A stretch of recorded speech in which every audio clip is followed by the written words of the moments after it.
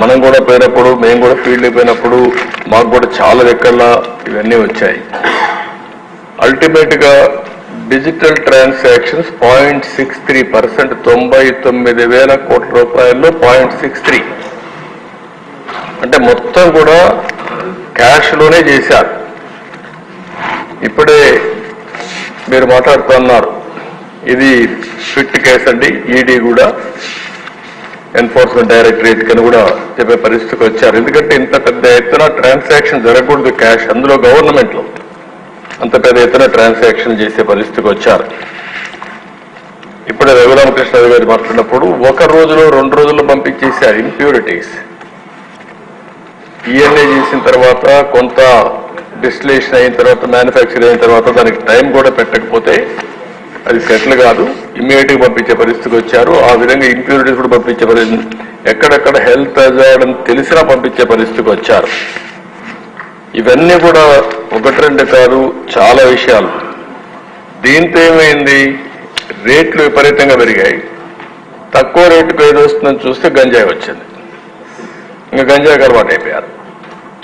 ఇది పెద్ద ఈరోజు గంజాయి కొన్ని దిక్కల్లో అది ఒక ఇండ్ల దగ్గర పొలాల దగ్గర పండించేసే పరిస్థితికి వచ్చేసారు. ఏమ్మా ఆకుకూరలాగా బండ్ల మీద అమ్మే పరిస్థితికి వచ్చారు. అంటే ఇది ఒక పెద్ద భయంకరమైన సిచ్యువేషన్. ఇప్పుడు ఏంటి, మొన్న మనం చూస్తున్నాం, గంజాయి తాగిన వాడు అటాకులు మొదలుపెట్టారు.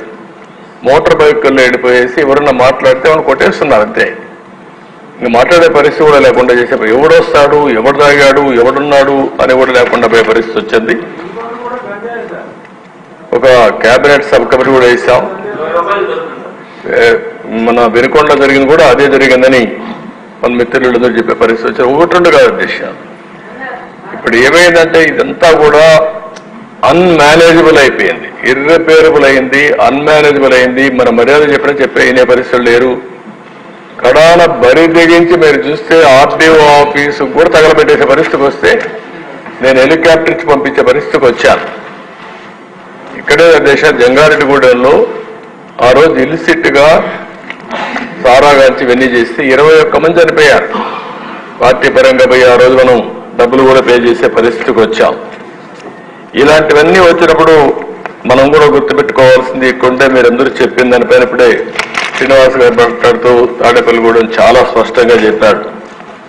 ఈఎన్ఏ కూడా సరిగా చేయకుండా రాళ్ళెక్కడ పంపించేస్తున్నారు, డిస్టిల్ చేసి దానికి మొలాసిస్ పంపించేస్తారని చెప్పాలి. మాటలు చెప్పాలంటే ఎక్కడికెక్కడ స్పిరిట్ పంపిస్తున్నారు, మొలాసిస్ నుంచి స్పిరిట్ తీసి పంపించేస్తున్నారు. ఇవన్నీ కూడా చాలా భయంకరమైన సిచ్యువేషన్స్ ఉన్నాయి. ఇప్పుడే సోమిరెడ్డి గారు చెప్పారు ఎస్ఎన్జే ఆయన దగ్గరే ఉందని. మీ దగ్గర ఉంది అది?